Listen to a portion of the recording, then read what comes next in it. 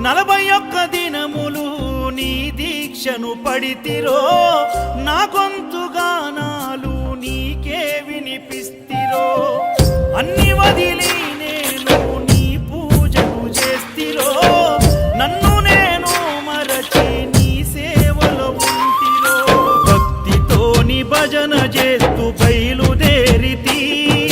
శక్తినిచ్చి నన్ను నడిపించు శబరికి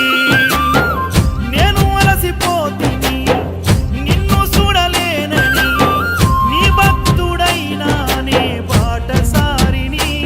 క్షణముండలేను తండ్రి నేను తల్లడిల్లిపోతి ఈ పాదయాత్రలో నీ దరి కాననైతిని ఎంత దూరమెంత